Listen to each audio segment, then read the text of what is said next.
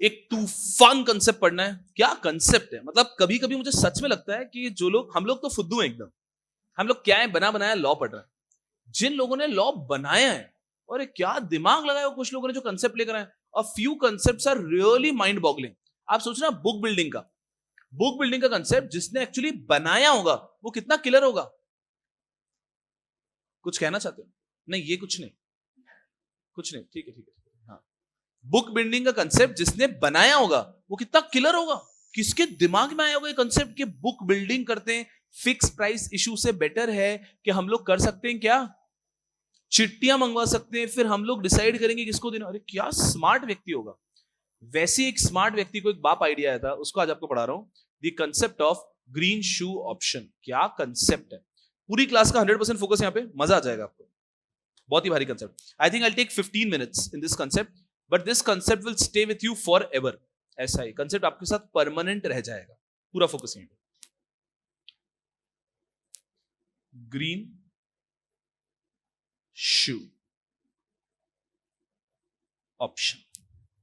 चल, ग्रीन शू ऑप्शन का अगर लीगल एग्जैक्ट वर्ड निकालूं तो what is this? This is post listing price stabilizing mechanism. This is post listing price stabilizing mechanism. Sir यार ये बहुत हैवी हो रहा है, छोड़ दो, पढ़ाई लिखाई छोड़ते हैं। क्या है, रोज ही करते हैं पढ़ाई हम लोग, छोड़ते हैं। चल, आपका फेवरेट थिएटर कौन सा है मुझे बताओ? अलका ना, ठीक है लिख देता हूं, अलका टॉकिस, ठीक है। चल ध्यान से, अच्छे से, ये यहां पे स्क्रीन है, ठीक है।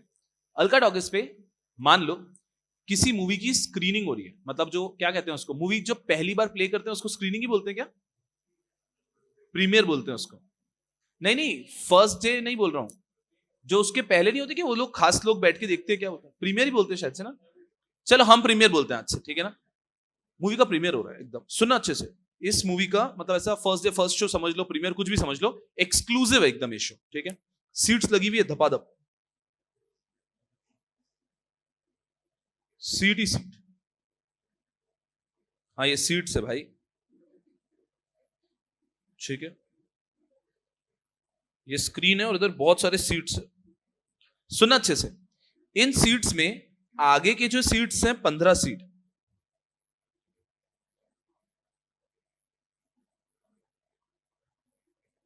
ये जो 15 सीट है, ये जो मूवी का प्रोड्यूसर होता है ना, प्रोड्यूसर ने अपने लोगों के लिए रख रखी है। भाई ये अपने लोग आएंगे, उसके कुछ खास गेस्ट वगैरह आएंगे वो लोग, तो प्रोड्यूसर ने 15 सीट अपने गेस्ट वगैरह के लिए रख रखी है, ठीक है ना। मूवी का पहला शो एकदम, और बाहर टिकट सेल ऑफ हो रहे, बाकी सीट्स तो बिकेगी ना। बाकी 200-300 सीट है इस थिएटर में, मैं उतने बारीक सीट बना नहीं पाया हूं, बहुत सारे सीट्स है। बाहर लाइन लग रही है, यहाँ पे टिकट विंडो, ये टिकट विंडो है, और यहाँ पे पूछो ही मत, ये लाइन लगी हुई है। अब जब इतनी लाइन लग रही है और टिकट्स सेल ऑफ हो चुके हैं, आप बताओ जब टिकट सारे बिक जाते हैं फिर क्या होता है? ब्लैक हाउसफुल तो होता ही है। बहुत अच्छा जवाब दिया आपने। समझदार लोग कहां से आ रहे हैं इस क्लास में, इधर आओ। चलो, फिर होते हैं टिकट्स ब्लैक, ठीक है। अब टिकट्स ब्लैक हो रहे हैं यहाँ पे बाहर, ये कुछ लोग एकदम मस्त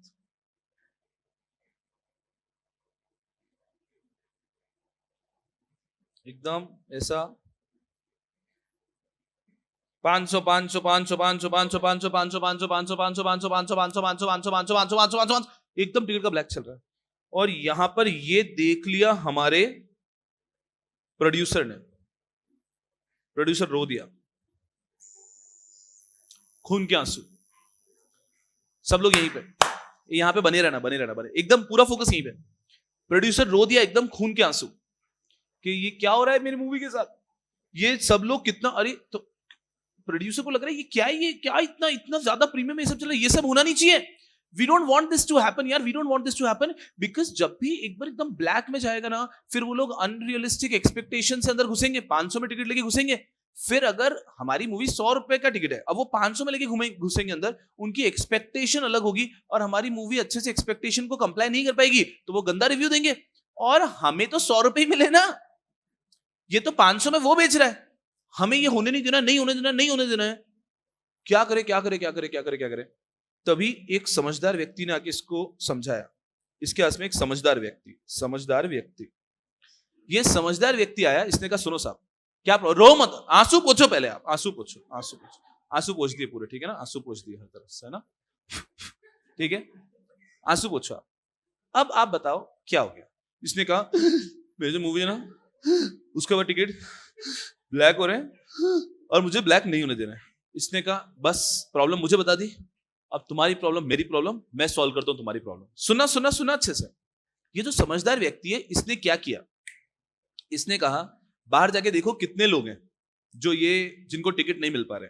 काउंट करते हैं हम लोग, 1 2 3 4 5 6 7 8 9 10 11, 11 लोग हैं जिनको टिकट नहीं मिल पा रहे हैं। मैंने कहा बुलाओ इन सबको, बुलाओ इन सबको, मतलब मैंने कहा बुलाओ बुलाओ बुलाओ बुलाओ।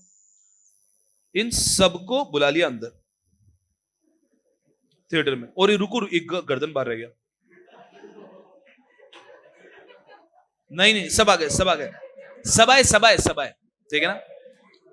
11 लोग थे जिनको टिकट्स नहीं मिल रहे थे, और उन्होंने हो हल्ला मचा रखा है ना, उन्हीं के कारण ये ब्लैक वैक का पूरा माहौल हो रहा है। उनका 11 लोगों को बुला लो थिएटर में, बुला लिया। अभी मूवी शुरू होने में 10 मिनट थे, उनका बुला लिया सबको। हाँ, अब सुनना अच्छे से, ये जो प्रोड्यूसर के पहचान के 15 लोग थे, 15 सीट थी, उनसे रिक्वेस्ट किया, उनमें से 11 लोगों से, कि साहब आप उठो और आपकी सीट इनको दे दो। सुनना अच्छे से, इन सबसे 100 रुपए लिए, जो हमारा टिकट का प्राइस था वो लिया इन सबसे, और इन सबको ये सीट दे दी। अब मेरे पास इतना समय नहीं है, वरना मैं ये पूरा करता, एक एक को बिठाता। पर आपको समझ में आ गया क्या हो रहा है? नहीं, इसे समय मतलब मेरे को जाना भी कहां है भी, ठीक है, चलो इधर आओ, सबको बिठाते। सबको बिठाया हमने, हर एक को सीट दे दी। 11 लोगों को 11 सीट मिल चुकी है। पर अभी एक प्रॉब्लम है, पता है क्या? यहां पे 11 दूसरे लोग खड़े हो गए ना, जो वहां पे बैठे हुए थे। 1 2 3 4 5 6 7 8 9 10 11, ये 11 लोग कौन है? ये प्रोड्यूसर के पहचान के लोग हैं, जिनको हमने उठा दिया था, ठीक है। अब प्रोड्यूसर के एक बार तो रुक जाओ, प्रोड्यूसर के आंसू बंद हो गए, क्योंकि बाहर टिकट ब्लैक होना बंद हो गया ना अब, क्योंकि सब लोगों को सीट मिल गई। प्रोड्यूसर खुश एकदम कि हाँ यार, इसको आया है, बोले समझदार व्यक्ति, तुमने तो प्रॉब्लम सॉल्व कर दिया है। समझदार व्यक्ति बोला आपको यही चाहिए था ना, हाँ देखो अब आप आराम से मूवी देखो। इसको ये पता ही नहीं है कि इसके गेस्ट बाहर खड़े। प्रॉब्लम सॉल्व हो गया, टिकट्स ब्लैक होना सॉल्व हो गया, जो भी लोग हो हल्ला कर रहे थे वो सब सेटिस्फाइड है। बट अभी एक प्रॉब्लम तो अभी भी सिर पे है ना, ये जो गेस्ट लोगों को क्या करें? ये हमारे अपने लोग हैं, ये बाहर वाले लोग नहीं है, तो ये हमारे बारे में बुरा नहीं बोलेंगे। ये लोग रुक जाएंगे 15 मिनट 20 मिनट आधा घंटा भी, पर उसके बाद तो इनको भी 3 घंटे की मूवी सीट देनी पड़ेगी। तो समझदार व्यक्ति बोला यार मैं कुछ ना कुछ करता हूं। अब बहुत टेंशन में था ये वापस प्रोड्यूसर कि उनका क्या होगा गेस्ट का। समझदार व्यक्ति ने उसको प्रेम से समझाया कि सर सुनो, कितना भी अच्छा मूवी हो, आप मूवी शुरू होने दो। हमारी मूवी है 3.5 घंटे की, 10 मिनट बाद, 15 मिनट बाद, 20 मिनट बाद कुछ लोग हैं जो उठ के जाएंगे। हमारा एक्सपीरियंस है ऐसा, अरे बाहर ही लोग भीड़ मचा रहे थे एकदम, हमको चाहिए टिकट, हमको चाहिए। ये अंदर आके बैठते हैं, फिर थोड़ी देर बाद उठ के चले जाते हैं, ये जाते हैं। अब इन्होंने क्या चालू किया सुनना, इन्होंने कहा कि जैसे जैसे कोई भी व्यक्ति उठ के जा रहा है, वहां पे इनको प्लेसमेंट करना चालू कर दिया। एक व्यक्ति उठ के गया, उसकी जगह इसको बिठाया, एक व्यक्ति उठ के गया, उसकी जगह इसको बिठाया, और सीट्स 300-400 सीट्स है, ये तो मैंने ड्रॉ कम की है। तो उसमें इजीली उनको ऐसा हो गया कि 15 जो लोग थे, 11 जो लोग थे, उनके लिए इजीली सीट्स मिल जाती है, कोई बड़ी बात नहीं। और मान लो लास्ट में हमारी मूवी बहुत ही अच्छी बनी है और कोई उठ के ही नहीं जा रहा है, तो इन लोगों के लिए क्या करेंगे? आप मुझे एकदम जुगाड़ वाला सोल्यूशन दो। सर यहां हम प्लास्टिक के चेयर लगा के बिठा देंगे, सही है? तो मान लो कोई भी नहीं उठा, तो यहां पे प्लास्टिक के चेयर लगा के इनको बिठा देंगे। हाँ, पिक्चर देखिए, मजा आया? अब पूरा focus on green shoe option. ये स्टोरी ध्यान रखना, जो पूरी स्टोरी सुनाई ना, ये पूरी स्टोरी दिमाग में रखना। और अब मैं आपको पढ़ाने की कोशिश कर रहा हूं, और damn interesting concept of securities market, that is green shoe option. Green shoe option is nothing but post listing price stabilising mechanism. ये हैवी वर्ड है, चलो इसको छोड़ता हूं अभी, पूरी क्लास का फोकस है. ग्रीन शू ऑप्शन में क्या होता है, एक कंपनी है, the company has recently come up with N IPO. Company IPO के लिए आई है, कंपनी ने आईपीओ ओपन किया, लोगों के एप्लीकेशंस आए, कंपनी अलॉटमेंट वगैरह करने का सोच रही है, पर तभी क्या हो रहा है, ओवर सब्सक्रिप्शन. भारत में एक चीज तो बहुत है ना, क्या, आबादी. तो लोग अप्लाई करने के लिए आ गए और इतने सारे लोग आ गए जिनको शेयर्स मिल ही नहीं रही. ये वो लोग हैं जिनको आईपीओ में अलॉटमेंट मिल नहीं रहा है. अरे बहुत सारे हैं, ये तो मैं भीड़ बना नहीं पा रहा हूं, हजारों लोग जिनको आईपीओ में अलॉटमेंट नहीं मिल रहा है. अब जिन लोगों को आईपीओ में अलॉटमेंट नहीं मिलेगा, 100% फोकस यहां पे, वो मार्केट में शेयर का एक अननेसेसरी डिमांड बनाएंगे ना, शेयर चाहिए शेयर चाहिए शेयर चाहिए. मार्केट में एक एक्सट्रीम डिमांड बनेगा तो शेयर का प्राइस बढ़ेगा. ये तो अच्छी बात है? नहीं अच्छी बात है. प्रमोटर को डर लगता है इससे, क्योंकि वो चाहता है कि शेयर का प्राइस स्टेबलाइज्ड रहे, बढ़े तो ग्रेजुअली बढ़े. आईटीसी के शेयर के प्राइस को बढ़ते हुए देखना आप, इतने सालों में ग्रेजुअली बढ़ा है, तो वो स्टेबल है, वो एकदम से गिरेगा नहीं. पर जो शेयर एकदम से बढ़ता है वो गिरता भी एकदम से. तो प्रोड्यूसर लोग, प्रमोटर, अरे मुझे बताओ, प्रमोटर लोगों को क्या शेयर, मुकेश अंबानी साहब क्या शेयर बेचने वाले क्या? नहीं. तो उनको शेयर प्राइस एकदम से बढ़े हुए का फायदा ही क्या है? उनको तो चाहिए कि शेयर प्राइस धीरे धीरे बढ़े पर स्टेबल रहे, गिरे नहीं. जिसको हम जैसे लोग जो इन्वेस्टर होते हैं ना, जो शेयर बेच के निकल जाएंगे, हमें चाहिए कि शेयर एकदम से बढ़ जाए. प्रमोटर लोगों को नहीं चाहिए, उनको चाहिए शेयर धीरे धीरे बढ़े पर स्टेबल रहे, स्थिर रहे, गिरे नहीं, ऐसा. अब क्या होता है, जब भी ऐसा आईपीओ में बहुत सारे लोग शेयर डिमांड कर रहे हैं और उनको शेयर मिलता नहीं है, तो इससे स्पाइक होती है डिमांड, इससे प्राइस स्टेबलाइज नहीं होती, और फिर मार्केट में जब प्राइस गिरती है उसको कोई रोक ही नहीं पाता, क्योंकि पैनिक सेलिंग होती है. फिर जब लोग बेचने पे उतरते हैं तब भीड़चाल में सभी बेचने पे उतर जाते हैं और प्राइस स्टेबलाइज नहीं रह पाती है. तो ग्रीन शू ऑप्शन किया जाता है उस केस में. सुनना अच्छे से, कंपनी का आईपीओ आ चुका है, बट ये सब वो लोग हैं जिनको आईपीओ में शेयर का अलॉटमेंट नहीं हो रहा है. तो ये लोग एक डिमांड क्रिएट कर रहे हैं मार्केट के अंदर, हमें इसको सेटिस्फाई करना है. तो कंपनी अपॉइंट करता है एक समझदार व्यक्ति को. समझदार व्यक्ति यहां पर आ रहा है, कंपनी अपॉइंट करता है एक पर्सन को जिनको हम कह रहे हैं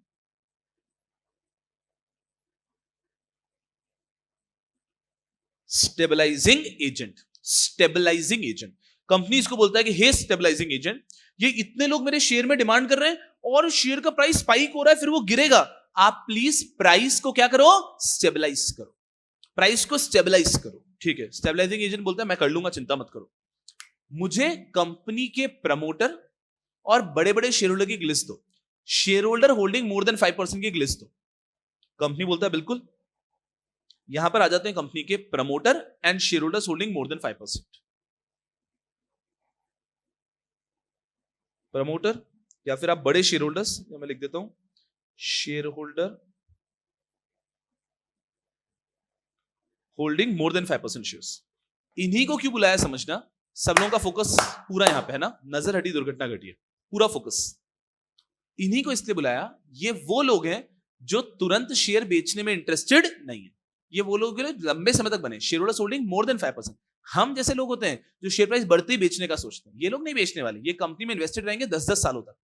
तो उनको बुलाया, उनको बोला कि जो शेयर में इमीडिएट स्पाइक आने वाला है उससे आप लोग खुश हो क्या? ये बोल रहे खुश क्या, हम तो डरे हुए हैं, क्योंकि ऐसे स्पाइक के बाद शेयर प्राइस गिरता भी है.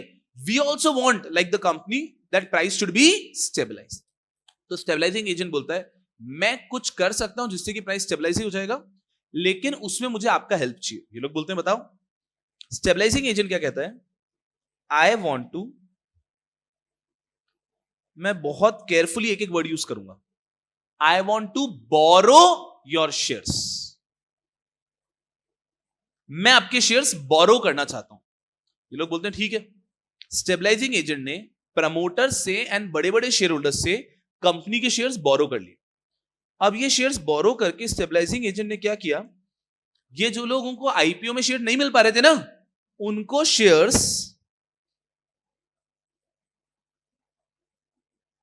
अलॉट कर दिया. कांड तो इसने भी किया है, क्योंकि इनसे शेयर किए हैं बोरो. बोरो का मतलब क्या होता है, वापस देना पड़ेगा. ये दोस्त से लिया हुआ पैसा वाला बोरो नहीं है, ये तो वापस देना ही पड़ेगा ना आपको, बोरो मतलब वापस देना पड़ेगा। और यहां पर क्या कर दिया आपने, अलॉट, अलॉट कर दिया मतलब यहां से वापस शेयर थोड़ी ना मिलने वाले, इसने कर दिया कांड स्टेबलाइजिंग एजेंट ने। हाउएवर प्रॉब्लम तो सॉल्व हो गई ना, ये लोग जो कंटिन्यूअसली शेयर्स मांग रहे थे प्रॉब्लम सॉल्व हो गई, और मार्केट में प्राइस क्या हो चुका है, स्टेबलाइज। और इनसे जब शेयर अलॉट की, इनसे पैसा भी लिया है प्रॉपर्ली।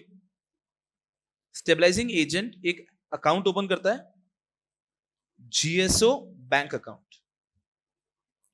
जीएसओ मतलब ग्रीन शू ऑप्शन बैंक अकाउंट, और इन लोगों से प्रॉपर पैसे भी लिए, आईपीओ प्राइस, उनसे पैसे लिए जाते हैं कि जो भी आईपीओ में जिस प्राइस पे शेयर मिल रहा था 100 रुपए 150 रुपए में, उनसे लिए कि हाँ लो आईपीओ के प्राइस में आपको शेयर चाहिए था ना, ले लो। उनको शेयर दे दिए और उनसे पैसे ले लिए। अब जीएसओ बैंक अकाउंट के अंदर पैसे हैं। प्रॉब्लम हो गया ना सॉल्व। ये जो मार्केट में लोग शेयर्स मांग रहे थे उनको शेयर्स मिल गए, प्रॉब्लम सॉल्व। पर एक इश्यू अभी भी है ना, बताओ क्या। अरे रब्बा, इनसे जो शेयर लिए उनको रिटर्न भी तो करना है।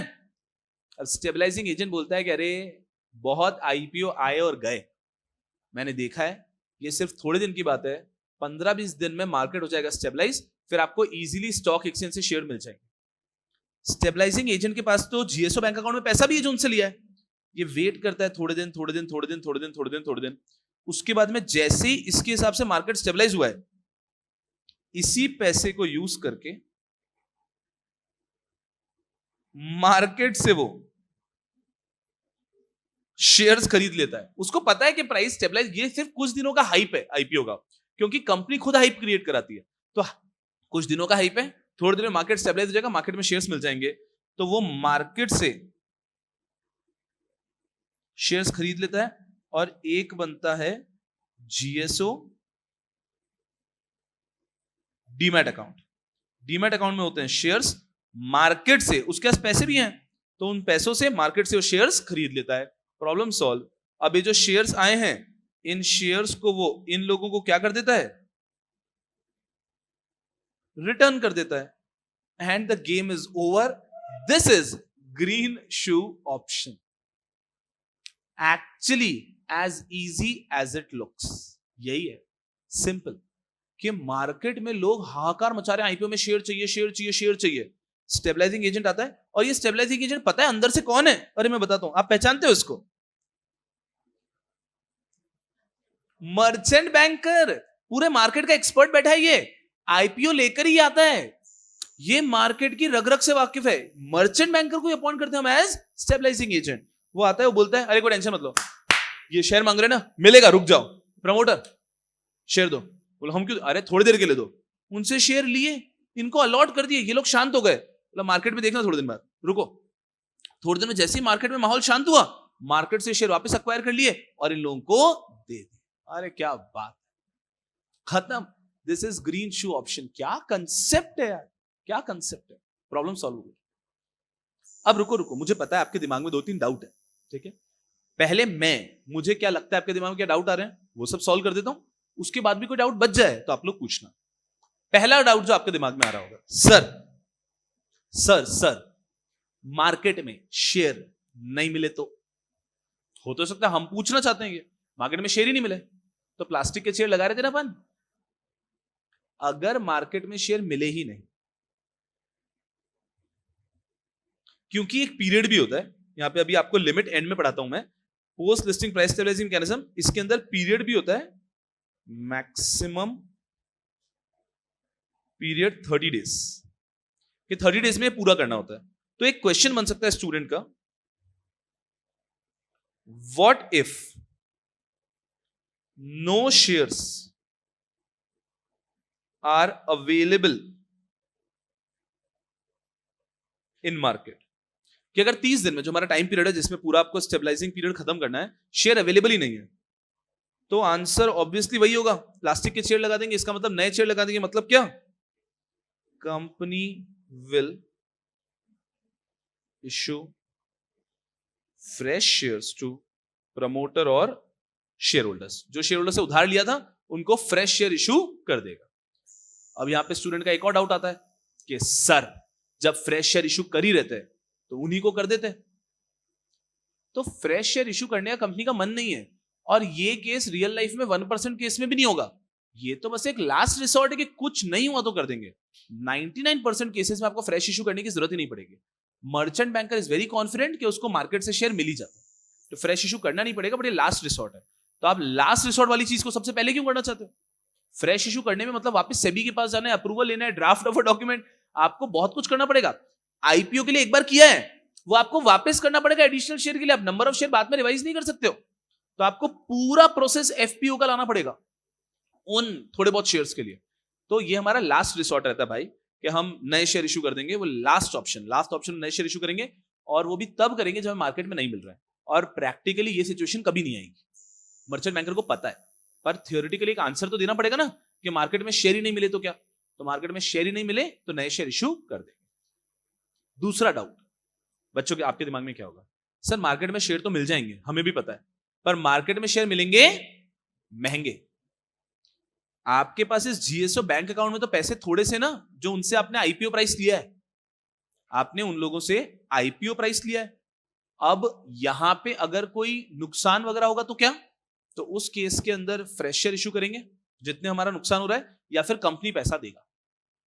तो जितना हमारे पास जीएसओ बैंक अकाउंट में पैसा है, उतने में जितने शेयर्स आते हैं वो ले लेंगे, बाकी के लिए फ्रेश शेयर इशू करेंगे, या फिर बचा हुआ पैसा कंपनी भरेगा। तो फ्रेश शेयर इशू कर सकते हैं हम बैलेंस के लिए। तो मान लीजिए यहां पर उन लोगों से हमने 100 रुपए लिए थे, ऐसे करते हुए 2 लाख रुपए इकट्ठे हो गए, एंड हमें चाहिए 20,000 शेयर्स। तो 2 लाख रुपए में मार्केट से आपको सिर्फ 15,000 शेयर मिले, तो 15,000 ले लो, 5,000 शेयर्स का फ्रेश इशू कर लेंगे। बढ़िया, ऐसा तो जितने शेयर उस पैसे में ले सकते हो हम लेने की कोशिश करें। ये पहला ऑप्शन। दूसरा, एक डाउट किसी के दिमाग में आ सकता है कि sir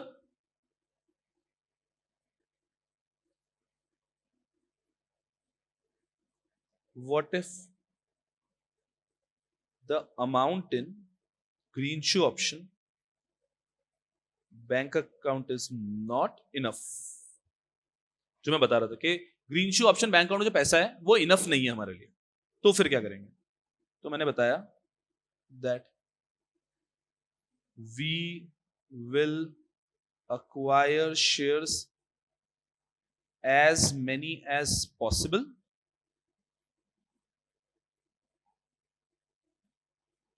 for remaining shares company will issue fresh shares। कोई ऑप्शन नहीं है तो फ्रेश शेयर्स इशू करें। एक और थियोरेटिकल क्वेश्चन है जिसको लेके प्रोविजन है, what if there is any balance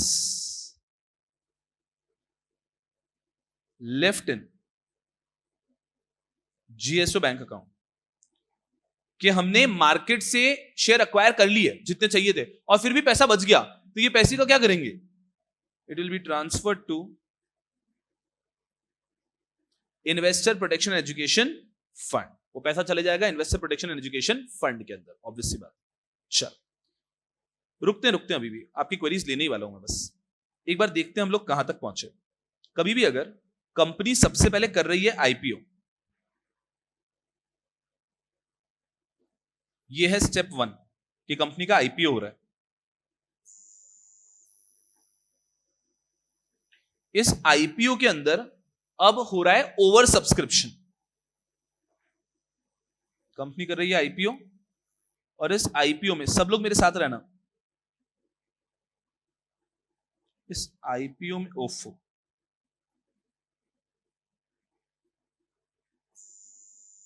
इस आईपीओ में हो चुका है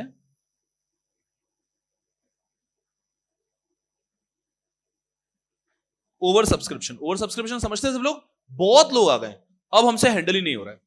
तभी तो कंपनी स्टेप 2 में अपॉइंट कर रही है स्टेबलाइजिंग एजेंट को, कि अब ये ओवर सब्सक्रिप्शन हो गया तो मार्केट प्राइस स्टेबलाइज नहीं होगी। सो मार्केट प्राइस को स्टेबलाइज करने के लिए कंपनी जा रही है स्टेबलाइजिंग एजेंट के पास। स्टेप 3 में स्टेबलाइजिंग एजेंट बोरो कर रहा है शेयर्स। अब यहां पर एक लिमिट है, he can maximum borrow 15% of issue size of IPO. ये एक लिमिट है कि जीएसओ के अंदर जो एजेंट है वो मैक्सिमम कितना बोरो कर सकता है, आईपीओ में जो इश्यू साइज है उसका 15%। तो अगर आईपीओ 100 करोड़ का है तो 15 करोड़, बस इतने शेयर्स बोरो कर सकते हैं, इससे ज्यादा नहीं। इससे ज्यादा भी लोगों का सब्सक्रिप्शन हो रहा है तो हम कुछ नहीं कर सकते। स्टेप 3। स्टेप 4 के अंदर स्टेबलाइजिंग एजेंट ने शेयर्स को कर दिया अलॉट, उनसे पैसे भी लिए, जो इश्यू प्राइस है वही, उनको ऐसा ही लग रहा है कि उनको आईपीओ में मिले शेयर्स, उन्होंने इश्यू प्राइस दिया, उनको शेयर्स मिल गए और वो पैसा रख दिया हमने जीएसओ बैंक अकाउंट में। फिर जैसे ही मार्केट थोड़ा स्टेबलाइज हुआ, उन्होंने मार्केट में उन पैसों से खरीद लिए शेयर्स, और ये शेयर्स रिटर्न कर दिए उन्होंने इन शेयर होल्डर्स को। यहां पे भी एक लिमिट है, the shares have to be return within 2 days from stabilising period. कि आपका स्टेबलाइजिंग पीरियड जब कंप्लीट होता है उसके 2 दिन के अंदर शेयर्स रिटर्न कर देना है। और एक चीज ऊपर मैंने ऑलरेडी पढ़ दिया है कि स्टेबलाइजिंग का मैक्सिमम पीरियड कितना है, 30 days। कि स्टेबलाइजिंग के लिए जो maximum period that you have is 30 days। अब ये स्टेप 7 हो गया। अब 2 चीजें और, कंपनी जब भी जीएसओ करेगा, ग्रीन शू ऑप्शन करेगा, पोस्ट लिस्टिंग प्राइस स्टेबलाइज करेगा, तब कंपनी को स्टॉक एक्सचेंज को देनी होती है डेली रिपोर्ट कि क्या चल रहा है। फुल एकदम ऐसा, मतलब डेली, मम्मी मौसी से बात नहीं करती वैसे एकदम ऐसा, तो डेली दिन भर में क्या वो बताना पड़ेगा आपको। सो जितने भी आपके शेयर्स अक्वायर हुए वो सब आपको डेली बेसिस पे बताना है। अब स्टेबलाइजिंग हो रहा है तो हमें मार्केट से रोज थोड़े थोड़े शेयर अक्वायर करते हैं ना 30 days में, तो ये पूरा रोज का रोज रिपोर्ट देना है। Company has to give daily report to stock exchange, ठीक है। कंपनी, या फिर आप इसको स्टेबलाइजिंग एजेंट भी समझ सकते हो। कंपनी का ये काम एक्चुअली कौन करेगा, स्टेबलाइजिंग एजेंट करेगा। उसे स्टॉक एक्सचेंज को देना है डेली रिपोर्ट, और पूरा स्टेबलाइजिंग पीरियड होने के बाद एक फाइनल रिपोर्ट उसको देना है टू सेबी। सो पूरा काम चलते रहे, daily report to stock exchange, और पूरा होने के बाद एक फाइनल रिपोर्ट देना है टू सेबी कि हमने किस प्रकार से पूरा पोस्ट लिस्टिंग का काम संभाला। And this is green shoe option. आपकी क्वेरीज लूंगा मैं, बट उसके पहले एकदम आराम से वापस रिवाइज कर रहे हैं। पहले स्टोरी अपनी। स्टोरी में हमारे मूवी की स्क्रीनिंग थी। स्क्रीनिंग के टाइम पे देखा कि बाहर हाहाकार हो रहा है, ब्लैक में टिकट बिक रही है। ये चीज हमारा प्रोड्यूसर, प्रमोटर लाइक प्रोड्यूसर, वो देख ही नहीं पा रहा था। तो वो गया एक व्यक्ति के पास कि समझदार व्यक्ति आप संभालो। समझदार व्यक्ति ने कहा मैं संभालता हूं। समझदार व्यक्ति ने जो अपनों की सीट्स थी उन्हीं की सीट लेके बाकी बाहर वाले लोगों को बेच दी, उनसे पैसे लिए और बैठा दिया। थोड़े टाइम बाद जब आउटसाइडर जो बाहर बैठे थे वो लोग अपनी सीट छोड़ के जाने लग गए, तब उन सीट्स को लेके अपने लोगों को वापस सीट रिटर्न कर दी। ये अपनी स्टोरी है, दिमाग में रहेगी। अब what is green shoe option in real life? It's very simple. A company has undergone IPO. After IPO, there has been oversubscription and there are a lot of people asking for shares. Now, the company wants to make sure that the price is stabilized.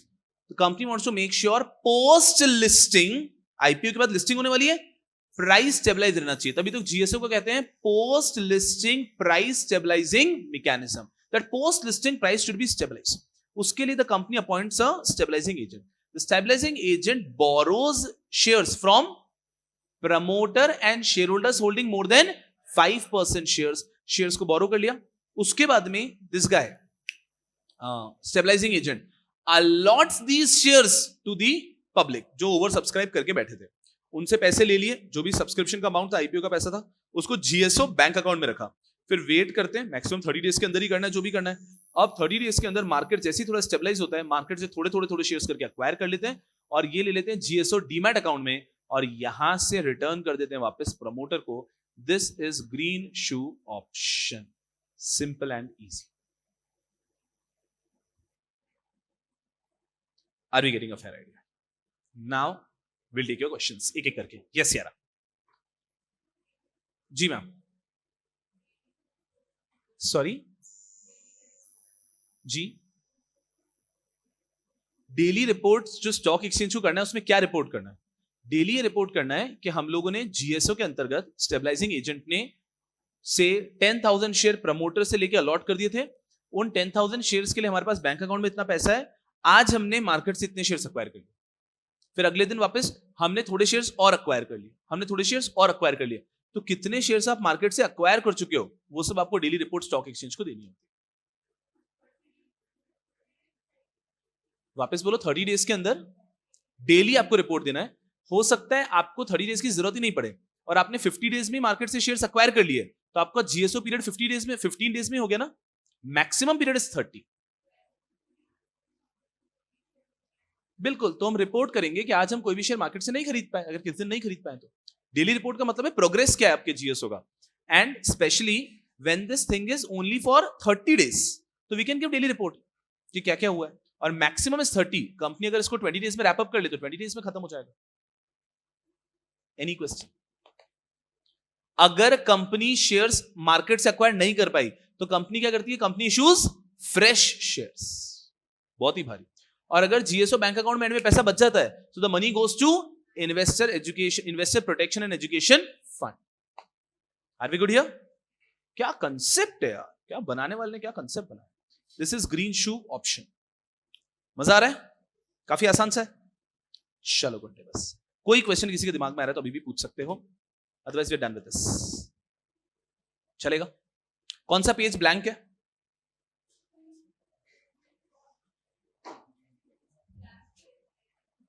Last page है क्या? चलो, जहां भी आपको blank page दिखता है और last page है तो वहां पे ड्रॉ कर लो।